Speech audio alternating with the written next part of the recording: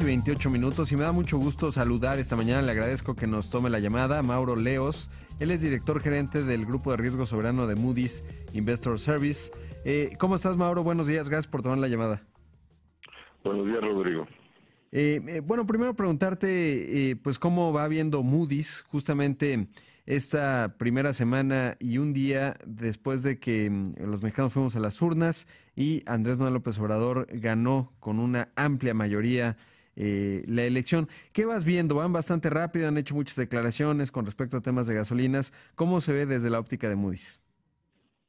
Bueno, la verdad, como lo acabas de decir, o sea, apenas llevamos menos de 10 días.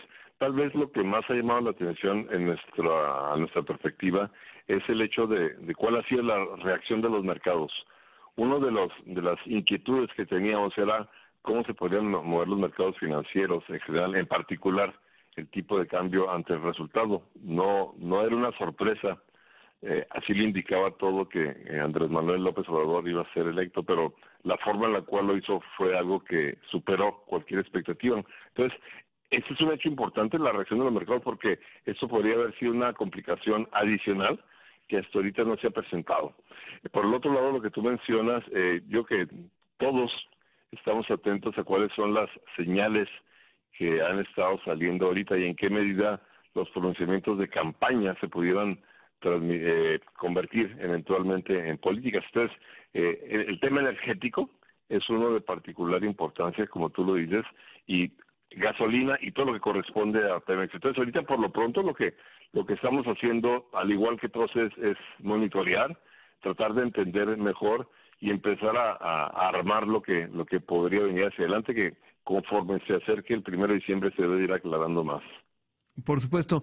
¿Qué esperarías ver con respecto al presupuesto? Porque a pesar de que, bueno, todavía se da con la presente administración de Enrique Peña Nieto, pues ya va a ser un presupuesto que tendrá que tener pues todos los determinantes o lo que se va perfilando en esta primera semana en cuanto a los objetivos de pensiones a adultos mayores, varios asuntos.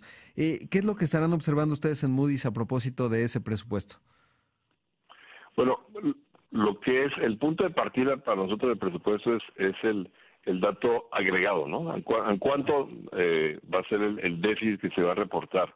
En ese sentido, para este primer presupuesto, nosotros no estamos esperando cambios importantes. ¿Qué quiero decir a qué me refiero?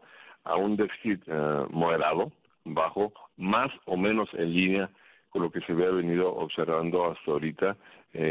Las indicaciones hasta ahorita son de que si hubiera cambios, más bien serían en lo que es la estructura del gasto o las partidas, cómo se van armando las partidas, pero señalando que en general en cualquier país es difícil o no es fácil cambiar de manera radical la estructura del presupuesto, la estructura del gasto. Hay dos cuestiones en particular que se han venido mencionando de manera insistente por parte de AMLO después de la campaña, en lo que se refiere a las pensiones, como tú lo mencionaste, y lo que corresponde a las becas. Son partidas significativas en términos de su impacto, el impacto social, sobre todo el de las pensiones, pero en el agregado del presupuesto en realidad no lo modifica de manera sustancial. Sí agrega un componente de gasto adicional que la duda, la inquietud ahí es cómo es que se va a fondear esto y en qué medida, aún otorgando esto, pudieran mantenerse las cuentas más o menos balanceadas. Claro. Mauro, en la experiencia que tienen ustedes en Moody's, en la observación cotidiana, pues obviamente del comportamiento financiero de los países, a nivel estatal, por supuesto, local, de empresas, etcétera, ¿cómo se ve la velocidad con la que puede cambiar un presupuesto? Esto que te referías, en función de, por ejemplo, las eficiencias, los ahorros, ¿qué tan rápidas se pueden ejecutar, sobre todo al nivel de un país? Bueno, hay cosas que son obvias y sencillas de cambiar. Lo que pasa es que, al igual que en el presupuesto familiar, hay las partidas que se pueden arreglar de manera fácil y rápida, no son por lo general las más grandes. Y esto es algo que se aplica también en el caso de México. Seguramente hay diferentes partidas de nueva cuenta de las cuales se podrían hacer algún ahorro, Tal vez lo más importante es lo que corresponde a las compras gubernamentales, pero es un proceso también que tomaría tiempo. El punto es de que cuando uno hace las cuentas de cuáles son los ahorros que pudieran resultar de esto y cómo se comparan esos ahorros con con los aumentos de gasto que se han planteado hasta ahorita, que han estado concentrados de nueva cuenta, más que nada en el tema de pensiones y lo que se corresponde a las becas, todavía parecería ser que hay un faltante. Lo que regularmente sucede con administraciones, con gobiernos nuevos, es que tienden a ser optimistas en cuanto a las ganancias que pueden tener en los ahorros, en las mayores eficiencias, y esto después conforme se va acercando a la realidad, o sea, se viene a hacer a cifras más bajas, ¿no? Ahí la pregunta de nueva cuenta sería, ¿qué es lo que se va a ajustar a qué? Si el nivel de gasto se va a ajustar a lo que se logre en cuanto a ahorros, o si se va a fijar el nivel de gasto y dado los ahorros, entonces eso nos llevaría a un faltante. Por supuesto. Ahora, preguntarte lo obvio, Mauro, ¿qué calificación tiene actualmente México para Moody? Sobre todo porque son de las compañías de calificación que mejor tienen a México. ¿Qué calificación tiene México y cómo se explica la misma? Mira, la calificación es A3, pero yo creo que eso no le dice mucho a tus radioescuchas. La calificación de A3 está 4 escalones adentro de lo que es grado de inversión. Grado de inversión quiere decir que el riesgo de un incumplimiento de pago en la deuda del gobierno es relativamente baja. Entre más alta la calificación, más bajo el riesgo. De nueva cuenta, son 4 escalones dentro del grado de inversión. Es una categoría en la cual hay pocos países latinoamericanos. En este momento tenemos en esa categoría de A solamente Perú y México. Y A3 quiere decir que es la parte inferior de la escala de A. Es una débil. ¿Qué elementos hay detrás de eso? Los elementos que se toman, los principales tienen que ver con lo que son de lo que hemos estado hablando de las finanzas públicas, los niveles de deuda, y en esto la deuda en el caso del gobierno mexicano había venido subiendo como proporción del PIB, acercándose casi al 40% en los últimos años. Sin embargo, a partir de los ajustes que se han hecho en los últimos 2-3 años, se ha logrado revertir esa tendencia. De hecho, esperamos para este año que baje ligeramente la razón de deuda. Y eso es importante porque quiere decir que cuando entre esta administración va a entrar a partir de una posición relativamente fuerte en lo que corresponde a las finanzas públicas. De ahí en adelante, la evolución de la calificación va a depender de qué pase con lo que hemos estado platicando en términos de presupuesto. Y otra cosa muy importante, qué pase con el crecimiento. Porque una economía que crece a tasas bajas siempre tiende a tener mayores restricciones presupuestales.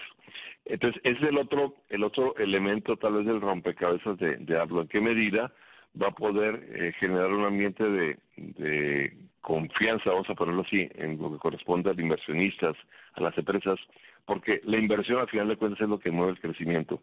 Y en eso México está partiendo de una base moderada de crecimiento, 2%, que es casi un punto abajo de lo que vemos en promedio en la región. Por supuesto, estoy hablando esta mañana con Mauro Leos, director gerente del Grupo de Riesgo Soberano de Moody's Investor Service. Mauro, entonces entra con cierto margen, pero justo eso, hay margen, digamos, en términos de aumentar el endeudamiento y más o menos cuál sería este. ¿Cómo lo verías? Sobre todo porque a veces vemos la diferencia entre el presupuesto aprobado, que lo veremos y seguramente ustedes lo van a analizar con lupa, y luego ya la ejecución, ¿no? Porque luego hay variaciones entre una cosa y la otra. Tu pregunta es si hay margen. Exactamente. La situación es que, a como han venido hasta ahorita las finanzas públicas, en sentido estricto se podría plantear que no es necesario llevar a cabo un ajuste fuerte en las finanzas públicas, como ha sido o como fue el caso de administraciones anteriores cuando arrancaron. Entonces, por ese lado, no es necesario aplicar un ajuste fuerte. Sin embargo, la realidad es que a pesar de que se está ahorita moderando la carga de la deuda al final de esta administración de Peña Nieto es mayor que la carga de la deuda al principio de la administración de Peña Nieto. Por lo tanto, las buenas noticias es que se ha estado estabilizando y pudiera bajar ligeramente. La no tan buena es que es un nivel de deuda más elevado de lo que lo fue en el arranque. Entonces, eso define los espacios que hay. Entonces, son espacios moderados, y lo importante es tratar de entender de nueva cuenta cómo se va a dar este balance entre gastos e ingresos. Entendemos que las prioridades de esta próxima administración seguramente serían diferentes, con mayor énfasis en temas sociales. La cuestión es cómo lograr avanzar eso de una manera balanceada. Y, de nueva cuenta, en un contexto en el cual el crecimiento es importante, y para aclararlo, la relevancia del crecimiento tiene que ver más que nada con que a mayor crecimiento también el gobierno tiene un mayor recaudo, lo cual le permite ejercer un gasto de niveles más elevados. Entonces, todo esto son como te digo, las piezas de rompecabezas que están ahorita armando, que se van a armar en esta próxima administración.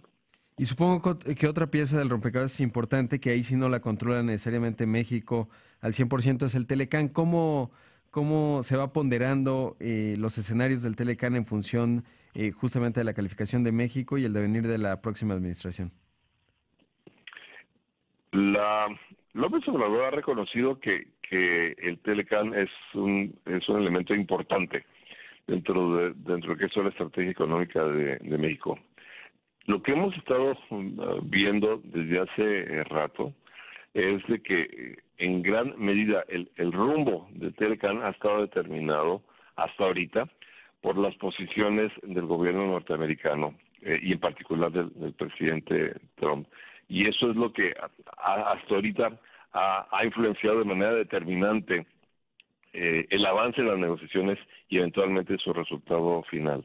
Nosotros desde principios de año indicamos que lo más probable es que no se llegaría a un acuerdo final hasta el 2019, lo cual quiere decir que le va a tocar a la próxima administración resolver esto. ¿Dónde va a terminar esto?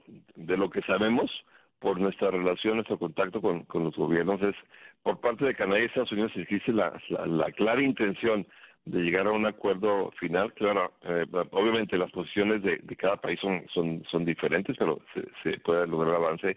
Por parte de Estados Unidos todavía está la interrogante, y sobre todo en la forma de negociación. La forma en la cual nosotros vemos la relevancia de Telecán tiene que ver con algo que mencioné antes, y es el ambiente de negocios, el tema de confianza y el tema de inversión. Entonces, malas noticias en lo que corresponde al Telecán o un mal resultado, lo que nosotros pensamos que afectaría eventualmente, independientemente o adicionalmente a las exportaciones, es inversión. Planes de inversión en México y lo que son flujos de inversión extranjera, lo cual podría afectar el crecimiento de mediano plazo. Por lo pronto, todavía estamos en este compás de espera que se va a alargar ahorita por las elecciones en México y dentro un poco más por las elecciones de medio término en el Congreso que viene aquí en Estados Unidos. Entonces, todo esto se vendría a estar resolviendo en el 2019. Mauro, por último, preguntarte, yo sé que Moody's, como las demás calificadoras, pues modifican la calificación de un país en función de los hechos que van ocurriendo, etcétera, pero normalmente hay ciertos escenarios. Ustedes, ¿cuál es el horizonte que tienes para ratificar la actual calificación o modificarla? ¿Serán 6 meses en función de tener ya un presupuesto, quizás más claridad en el Telecán, es decir, pues enero del próximo año? ¿Cómo ves el horizonte para una modificación o ratificación de la calificación mexicana? Mira, nosotros en lo que corresponde específicamente a la calificación de México no tenemos ahorita un calendario, una fecha específica. Lo que sí hemos planteado es lo siguiente, no esperamos hacer ninguna modificación este año. ¿Por qué? Porque lo que tenemos es el periodo de transición y una cosa importante es entender cuáles de las cosas que se dijeron en campaña se van a estar aplicando. Entonces eso nos lleva al 2019. El 2019 arrancando, el primer día de la administración de López Obrador va a ser diciembre 1. Lo que quedaría ver es cómo se empiezan, tú lo mencionaste ahorita, a ejecutar esos planes, las políticas, el presupuesto. Entonces, sin haber determinado fecha precisa, nuestra impresión es que tendríamos más elementos para poder tener una visión clara de hacia dónde se están encaminando las cosas, incluyendo el Telecán, más bien la segunda parte de 2019. Mauro, te agradezco muchísimo que hayas tomado la llamada. Rodrigo, gusto en saludarlos. Ahí escuchamos a Mauro Leos, director gerente del Grupo de Riesgo Soberano de Moody's Investor Service.